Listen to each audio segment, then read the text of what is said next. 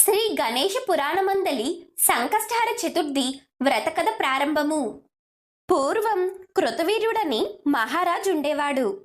అతను అమిత బల పరాక్రమవంతుడు, సకల సద్గుణవంతుడు.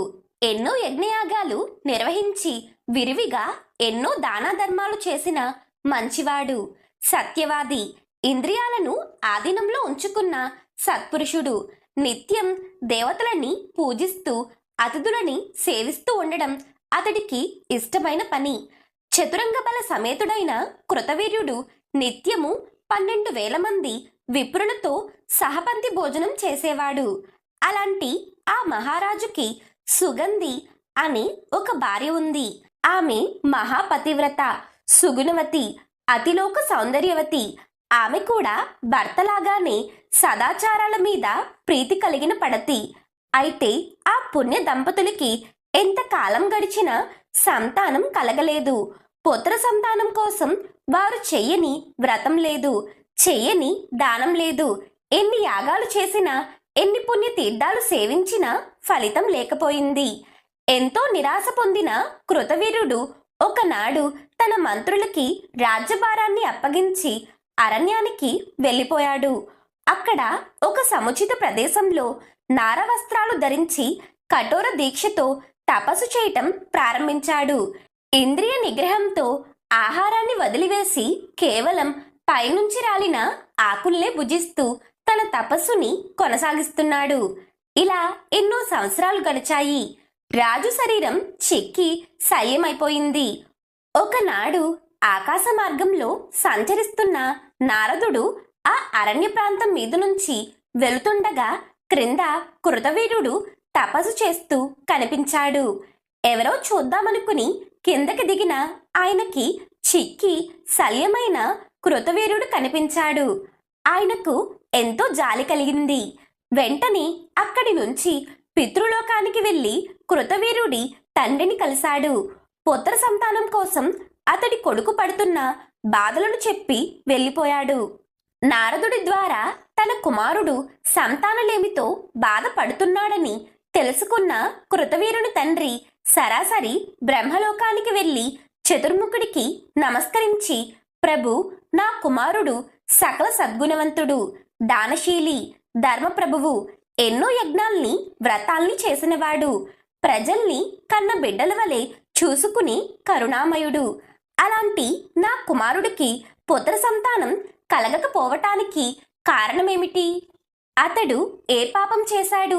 ఏం చేస్తే నా పుత్రుడి పాపం తొలగిపోయి అతనికి సంతాన ప్రాప్తి కలుగుతుంది? దయచేసి చెప్పండి, దానిని నా కుమారుడికి తెలియజేస్తాను అని దీనంగా ప్రార్థించాడు. అప్పుడు బ్రహ్మదేవుడు కృతవీరుని తండ్రితో అతడి కుమారుడి పూర్వజన్మ వృత్తాంతాన్ని ఈ విధంగా చెప్పాడు. భక్త, పూర్వం నీ కుమారుడు రాజ్యం చేస్తున్న నగరంలోనే సాముడు అనే ఒక పంచముడుండేవాడు. అతను కడు దుర్మార్గుడు. అతన్ని చూస్తేనే పుణ్యకర్మలన్నీ కూడా నశించిపోయేవి. ఒకనాడు ఆ చండాలుడు ధనకాంక్షతో దారికాసి 12 మంది బ్రాహ్మణులను చంపి వారి దగ్గరనున్న సంపదనంతా దోచుకున్నాడు. దోచిన సొత్తంతా తీసుకుని నెమ్మదిగా ఆ సాయంత్రానికి తన ఇంటికి చేరుకున్నాడు. ఆ రోజు మాఘబహుళ చతుర్దశి. చంద్రుడు ఉదయించే సమయానికి ఇంటికొచ్చిన సాముడు తన కుమారుణ్ణి గణేశ గణేశ అని పేరు పెట్టి పిలిచాడు. కొడుకు బయటకు వచ్చి తండ్రి దోచిన సొత్తును పట్టుకుని లోపలికి తీసుకుని వెళ్ళాడు. ఇద్దరూ కలిసి కడుపు నిండా భోజనం చేశారు. కొన్నాళ్లకి సాముడు మరణించాడు. సాముడు పరమ పాపి అయినప్పటికీ అతన్ని తీసుకుని వెళ్ళటానికి వినాయకలోకం నుండి దూతలు వచ్చారు.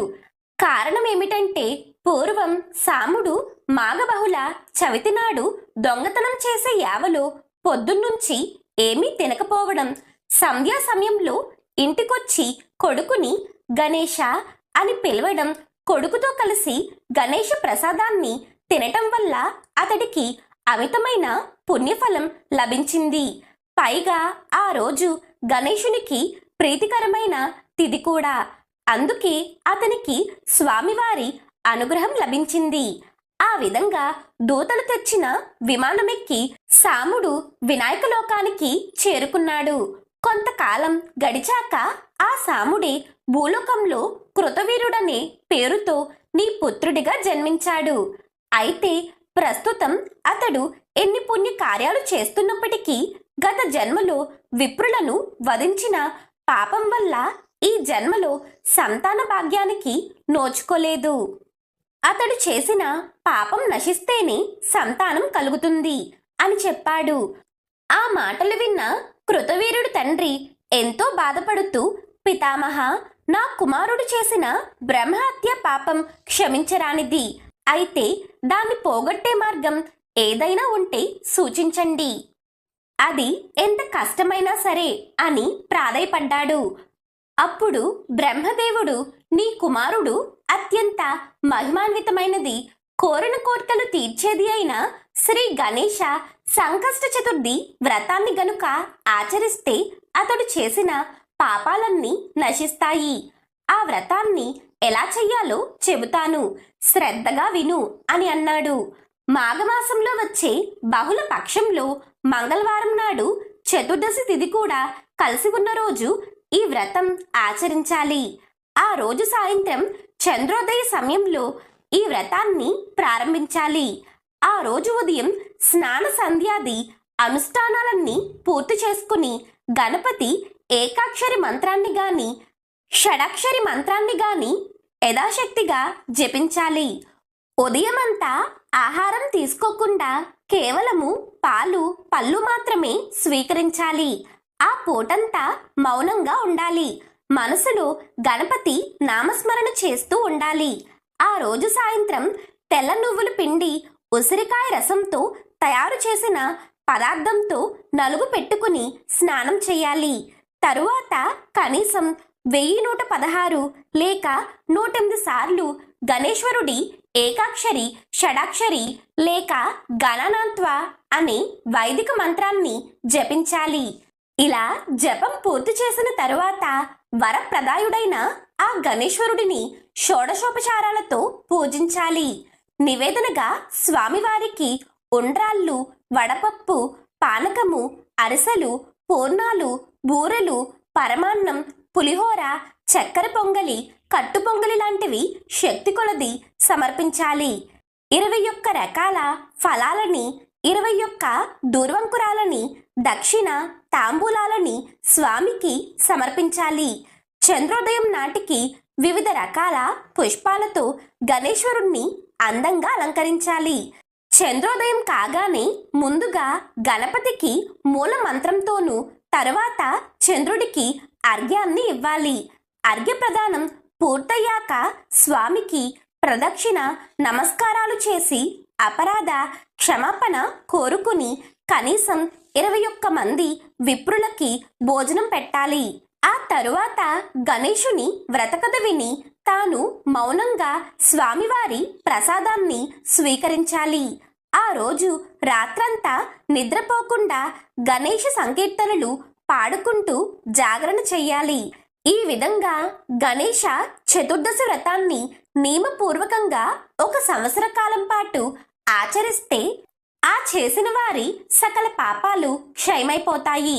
అతడి కోరికలు అన్నీ తీరతాయి. సంతానం లేని వారికి సంతాన భాగ్యం కలుగుతుంది. సకల దోషాలు, సకల కష్టాలు తొలగిపోయి ఆయురారోగ్య ఐశ్వర్యాలు సమకూరుతాయి. శత్రువుల బాధలుండవు.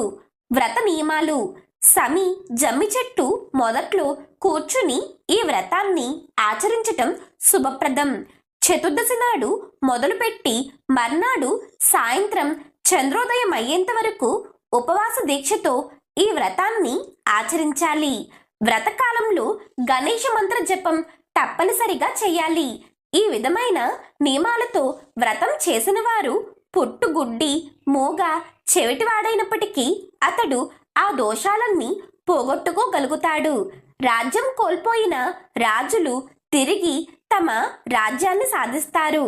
ఎంతో విశిష్టమైన ఈ చతుర్దశి వ్రతాన్ని ఆచరించేవారు తప్పనిసరిగా ప్రతి మాసంలో వచ్చే చతుర్దశి చవితి తిథి నాడు కొన్ని ఆహార నియమాలని తప్పకుండా పాటించాలి. అవేమిటో కూడా చెబుతాను, శ్రద్ధగా విను. శ్రావణ బహుళ చవితి నాడు నెయ్యి లడ్డూలు తినాలి. భాద్రపద బహుళ చతుర్థి నాడు పెరుగు తినాలి. ఆశ్వయుజ బహుళ చవితి నాడు ఉపవాసం చెయ్యాలి. కార్తీక బహుళ చవితి నాడు పాలు పానకాలని స్వీకరించాలి. మార్గశిర బహుళ చవితి నాడు ఆహారం తీసుకోకూడదు. పుష్య బహుళ చవితి నాడు గోవుమూత్రం పానకాన్ని సేవించాలి.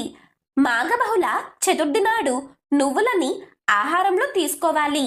ఫాల్గుణ బహుళ చవితి నాడు పంచదార నెయ్యిని స్వీకరించాలి. చైత్ర బహుళ చవితి నాడు పంచగవ్యాలను స్వీకరించాలి. వైశాఖ బహుళ చవితి నాడు నెయ్యి వేసుకుని భోజనం చెయ్యాలి. ఆషాఢ బహుళ చవితి నాడు తేనెను స్వీకరించాలి.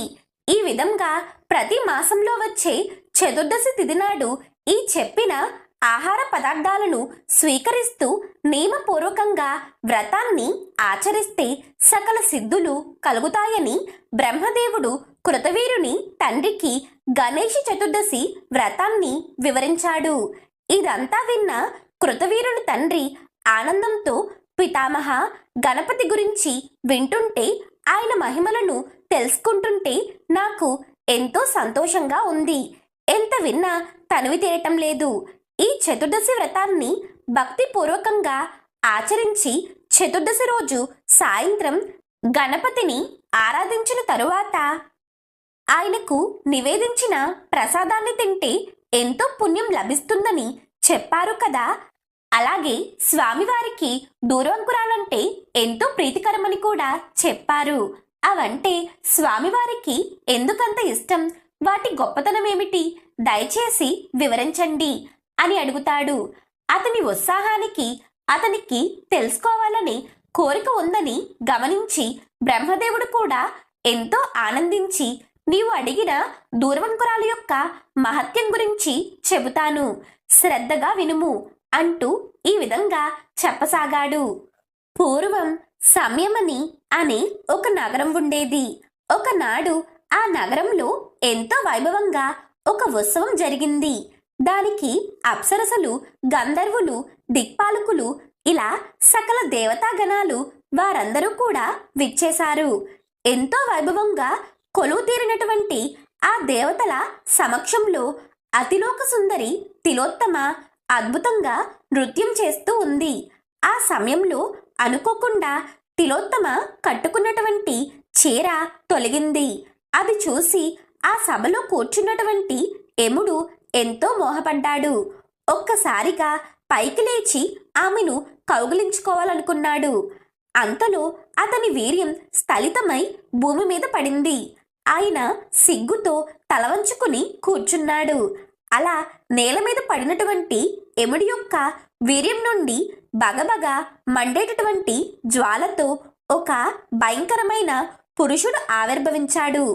అతను భయంకరమైన కోరలతో, విశాలమైన ముఖంతో, నిప్పు కణాల లాంటి కళ్ళతో పెద్దగా అరుస్తూ అందర్నీ కూడా భక్షించాలని బయలుదేరాడు.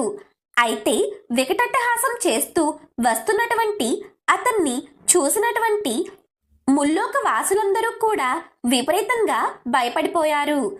అందరూ కూడా వైకుంఠానికి పరిగెత్తి శ్రీహరిని శరణు వేడుకున్నారు. ఆయన ఆ పని తన వల్ల కాదని, ఆ రాక్షసుడి నుండి కాపాడగలిగేది కేవలం గణపతి ఒక్కడేనని చెప్పి ఆయన్ని శరణు వేడుకోమని చెప్పి పంపించాడు. అప్పుడు దేవతలందరూ కూడా తిరిగి గణేశలోకానికి వెళ్ళి ఆయనను భక్తితో స్తుతించారు. సమస్త విఘ్నాలను హరించేవాడా, సమస్త విఘ్న స్వరూపుడా, సర్వానికి సాక్షిభూతుడా, సర్వస్వరూపుడా, కరుణారస సముద్రుడా, జగత్తును పరిపాలించేవాడా, పూర్ణమైనటువంటి తపస్వరూపుడా, సర్వ సంహారకారక, వేదంగాలు తెలిసినవాడా, వేదస్వరూప అయినటువంటి ఓ గణేశ, నీకు వందనం. అందరి సంకటాలను తీర్చేటటువంటి దయాస్వరూప, వరప్రదాయక, నీకు భక్తితో నమస్కరిస్తున్నాం స్వామి. స్వామి, నీకన్నా ఇప్పుడు మాకు వేరే దిక్కు ఎవరూ లేరు. నీవు తప్ప మమ్మల్ని ఎవరూ కూడా రక్షించేవారు లేరు. ఉన్నట్టుండి ఈ అకాల ప్రళయం దాపరించింది. ఈ దుష్ట రాక్షసుడు మమ్ములను చంపాలని చూస్తున్నాడు. ప్రభు, దేవదేవ, మమ్మల్ని అందరినీ కూడా ఈ మృత్యుభయం నుండి కాపాడి నీ పాదాలను శరణు వేడుకునేలా చెయ్యి అంటూ దీనాది దీనంగా ప్రార్థిస్తారు. అలా దేవతల ప్రార్థన విన్నటువంటి గణపతి వెంటనే వారికి బాలగణపతి రూపంలో సాక్షాత్కరిస్తాడు. దేవతలారా, భయపడకండి, మీ అందరికీ కూడా నేను అభయమిస్తున్నాను అంటూ వారికి ధైర్యం చెబుతాడు. దేవతలందరూ కూడా బాలగణపతిని ఎంతో చక్కగా భక్తి ప్రవర్తులతో సాష్టాంగ నమస్కారం చేసి పూజిస్తారు. గజానన, ఈ బాలస్వరూపమేమిటయ్యా? మేము ఇంతవరకు ఇలాంటి అవతారాన్ని దర్శించలేదు.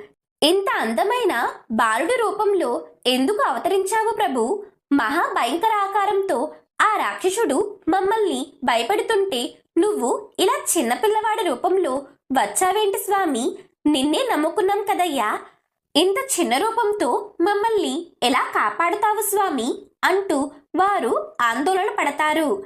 అలా వారి భయాన్ని చూసి చిన్నగా నవ్వుకున్నటువంటి బాలగణపతి వారితో ఇలా అంటాడు. దేవతలారా, నేను కావాలని కోరి మరి ఈ బాలగణపతి రూపాన్ని ధరించాను. మీరు అలా చూస్తూ ఉండండి. మీ కార్యం నేను తప్పకుండా నెరవేరుస్తాను. ముందు మీరంతా వెళ్ళి ఆ రాక్షసుణ్ణి ఇక్కడికి వచ్చేలా ప్రేరేపించండి. ఆ తరువాత జరగవలసింది నేను చూసుకుంటాను అని పలికాడు. అలా గణపతి మాటలు విన్నటువంటి దేవతల్లో కొందరికి ధైర్యం రాలేదు. ఆ రాక్షసుడు చూస్తే పర్వతంలా ఉన్నాడు. స్వామివారేమో పసిబాలుడి రూపంలో కనిపిస్తున్నారు. అసలు ఎలా వాడిని సంహరిస్తాడు, మనల్ని ఎలా రక్షిస్తాడు అనుకుంటూ సందేహిస్తారు. అంతలోని దిక్కులు పెక్కటిల్లేలా అరుస్తూ కాలాగ్ని స్వరూపుడైన మహారాక్షసుడు వారి ముందు ప్రత్యక్షమవుతాడు. వాడిని చూసి దేవతలందరూ కూడా హాహాకారాలు చేస్తూ తలో దిక్కుకు పరిగెడతారు. దేవతలతో పాటుగా మునులు, మహర్షులు కూడా పరిగెడుతూ ఉంటారు. అది చూసి ఆ రాక్షసుడు వాళ్ళను పట్టుకోవాలని వెంబడిస్తాడు. వెంటనే బాలరూపంలో ఉన్నటువంటి గణపతి అతని దారికి అడ్డంగా నిలబడతాడు. ఇక పిల్లవాడి రూపంలో నిల్చున్నటువంటి గణపతిని చూసి ఆ కాలానల రాక్షసుడు ఆశ్చర్యపోతాడు. అంతలోని తన దారికి అడ్డుగా ఎంతో ధైర్యంగా నించున్నటువంటి అతనికి ఆగ్రహం వస్తుంది. ఒక్కసారిగా తన పాదాలతో భూమిని చరుస్తాడు. ఆ చర్యకు భూమి మొత్తం గడగడ వణికిపోతుంది. వెంటనే భీకరంగా అరుస్తాడు. ఆ ధ్వనికి పర్వతాలన్నీ వణికిపోతాయి. సముద్రాలు పొంగి ప్రవహిస్తాయి. ఒక్కసారిగా ప్రచండంగా గాలి వీస్తుంది.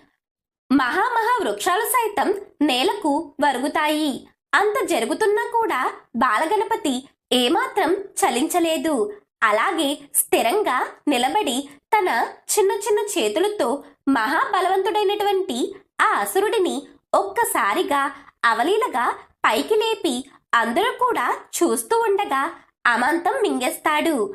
ఆ అద్భుతాన్ని చూసి దేవతలు అందరూ కూడా హర్షధ్వానాలు చేస్తారు. బాలగణపతికి నమస్కరించి స్తుతిస్తారు. ఆ విధంగా బాలగణపతి ఉదరంలోకి చేరినటువంటి ఆ రాక్షసుడు లోపలే దగ్ధమైపోతాడు. దాంతో బాలగణపతి శరీరమంతా కూడా బాగా వేడెక్కిపోతుంది. ఆ విషయం తెలుసుకున్నటువంటి దేవేంద్రుడు అతని చల్లదనం కోసం స్వామివారికి చంద్రకళను బహుకరించివ్వగా ఆయన దాన్ని వెంటనే తన నుదుటి మీద ధరిస్తాడు. దానితో పాలచంద్రుడిగా కీర్తింపబడ్డాడు స్వామి. ఆ తరువాత శ్రీహరి పరమ కోమలమైనటువంటి చల్లని పద్మాలను సమర్పిస్తాడు. అవి స్వీకరించినటువంటి గణపతి పద్మహస్తుడవుతాడు. అప్పుడు వరుణదేవుడొచ్చి అమృత జ్వాలంతో స్వామివారిని తడుపుతాడు. శంకరుడొచ్చి శేషుణ్ణి బహుకరించగా స్వామివారు దానిని తన నడుముకు చుట్టుకుని వాళ్ళ బద్ధుడవుతాడు. అయినా కూడా గణపతి యొక్క తాపం మాత్రం చల్లారదు. ఆ సమయంలో సమస్త లోకాలలో ఉన్నటువంటి 8,008 మంది మునీశ్వరులు, మహర్షులు, తపస్వులు మూకుమ్మడిగా వచ్చి ఒక్కొక్కరు కలిపి 21 దూర్వంకురాలు చెప్పున స్వామివారికి భక్తిగా సమర్పించగా గణపతి వాటన్నిటినీ కూడా ఒంటి మీద ధరిస్తాడు. దాంతో ఆయనకు ఉన్నటువంటి శరీర తాపమంతా కూడా పూర్తిగా చల్లారిపోతుంది. ఈ విధంగా దేనితోనూ చల్లారనటువంటి గణేశుని యొక్క శరీర తాపం కేవలం దూర్వంకురాలు అంటే గడ్డి పరకల వలన చల్లబడడంతో దేవతలందరూ కూడా నాటి నుండి గణేశుణ్ణి దూర్వంకురాలతో పూజించటం మొదలు పెడతారు. వారి పూజలతో సంతృప్తి చెందినటువంటి గణపతి ఎంతో సంతృప్తి చెందుతాడు. కాబట్టి దూర్వంకురాలు నా శరీరం తాపాన్ని పోగొట్టి నాకు ఎంతో హాయిని చేకూర్చాయి. దేవతలారా, కాబట్టి ఇవంటే నాకు ఎంతో ఇష్టం. మీరు నా పూజ కోసం సేకరించేటటువంటి పదార్థాలలో దూర్వంకురాలు తప్పకుండా ఉండాలి. అవి లేకుండా చేసేటటువంటి పూజను నేను స్వీకరించను. ఉదయకాలంలో నా పూజ చేసేటటువంటి భక్తులు 21 లేదా కనీసం ఒక్క దూర్వంకురాన్నైనా నాకు సమర్పిస్తే నేను ఎంతో సంతోషిస్తాను. వారు చేసేటటువంటి పూజ అనంతమైనటువంటి శుభ ఫలితాన్ని ఇచ్చేలా చూస్తానంటూ అందరినీ ఆశీర్వదించి అంతర్ధానమవుతాడు గణపతి. గణపతి మహారాక్షసుణ్ణి సంహరించిన ఆ ప్రదేశంలో దేవతలందరూ కూడా కలిసి ఒక గణపతి ఆలయాన్ని నిర్మిస్తారు. అందులో స్వామివారి ప్రతిమను స్థాపించి విఘ్నహార గణపతి అనే పేరు పెడతారు. కాలానలుడు అనేటటువంటి ఆ అసురుడిపై విజయం సాధించిన ఆ ప్రదేశం కాలాంతరంలో విజయపురమని ప్రసిద్ధికెక్కింది. అక్కడ చేసినటువంటి జపం, తపం అనంతమైన గొప్ప పుణ్యాన్ని ప్రసాదిస్తుంది. కాబట్టి సంకష్టహర చతుర్థి నాడు తప్పకుండా స్వామివారికి దూర్వంకురాలతో ఎవరైతే పూజిస్తారో వారు స్వామివారి అనుగ్రహ పాత్రులవుతారు అని బ్రహ్మదేవుడు సంకష్టహర చతుర్థి వ్రత కథను అలాగే వ్రత విధానం గురించి కృతవీరుడు తండ్రికి తెలియజేస్తాడు. ఇక కృతవీరుడి యొక్క తండ్రి బ్రహ్మదేవుడికి ఎన్నో నమస్కారాలు తెలియజేసుకుని అక్కడి నుండి భూలోకంలో తన మందిరంలో నిద్రపోతున్న తన కుమారుడికి కలలో కనిపించి ఈ విషయాలన్నీ ప్రబోధించాడు. కృతవీరుని కలలో తన తండ్రి కనిపించినందుకు ఎంతో సంతోషించి మర్నాడు ఉదయం నిద్ర లేవగానే తన మంత్రులని, పురోహితుల్ని పిలిపించాడు. వారందరితో కలలో తన తండ్రి గారు కనిపించిన విషయాన్ని, పుత్ర సంతానం కోసం తాను ఆచరించవలసిన సంకష్టహర గణేశ చతుర్దశి వ్రతాన్ని గురించి వారికి తెలియజేశాడు. అది విన్న వారంతా ఎంతో సంతోషించి చతుర్దశి వ్రతాన్ని వెంటనే చెయ్యమని సూచించారు. అందరి సలహాను అనుసరించి కృతవీరుడు మంగళవారం చతుర్దశి తిథి కలిసి వచ్చిన రోజు తన తండ్రి కలలో చెప్పిన విధంగా చంద్రోదయ సమయంలో గణపతిని విశేషంగా షోడశోపచారాలతో పూజించాడు. ఆ తర్వాత 21 మంది విప్రులకి షడ్రశోపేతంగా విందు భోజనం పెట్టి దక్షిణ తాంబూలాలతో వాళ్లను సంతృప్తిపరిచాడు. గణేశుని పూజలో భాగంగా స్వామివారికి అత్యంత ప్రీతిపాత్రమైన దూర్వంకురాలను కూడా సమర్పించాడు. తరువాత ఇంద్రియ నిగ్రహంతో గణేశుని ఏకాక్షరి మంత్రాన్ని జపించాడు. ఈ విధంగా కృతవీరుడు సంకష్టహర చతుర్థి వ్రతమును భక్తి శ్రద్ధలతో ఆచరించి తాను సంతానాన్ని పొందడమే కాకుండా తన రాజ్యంలో ఉన్నటువంటి ప్రజలందరి చేత కూడా సంకష్టహర చతుర్థి వ్రతాన్ని నియమపూర్వకంగా ప్రతి నెల ఆచరింపచేశాడు. శ్రీ గణేశ పురాణమందలి సంకష్టహర చతుర్థి వ్రత కథ సమాప్తము.